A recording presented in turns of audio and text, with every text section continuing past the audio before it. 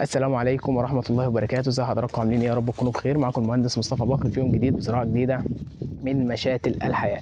احنا النهارده في محافظة كفر الشيخ بنزرع نخيل برحي بنت جورة عمر 6 سنين. هوريكم دلوقتي حجم المجموع الجذري بتاع النخل بيبقى عامل ازاي، وكذلك هوريكم نخلة بعد ما تتم الزراعة.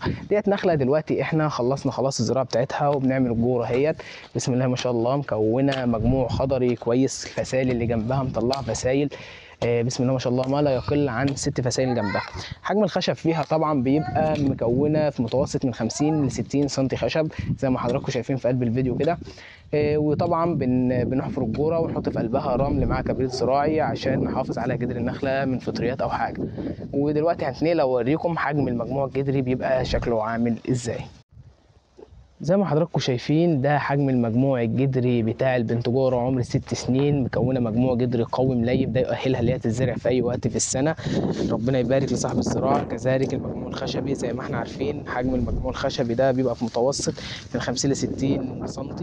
مطلعه بسم الله ما شاء الله ما لا يقل عن 5 6 فسائل. حجم المجموع الخضري كويس. دي نخله هوريكم المجموع الجذري للنخله الثانيه بردك بيبقى عامل ازاي. ده بردك مجموع جذري لنخله ثانيه. بسم الله ما شاء الله ربنا يبارك لصاحب الزراعه. ديت شكل الجور بتبقى 70 سم في 70 سم عمق وعرض. دي بيبقى فيها خلطه ما بين الكبريت الزراعي والرمل. طبعا الكبريت الزراعي عشان ده مبيد فطري.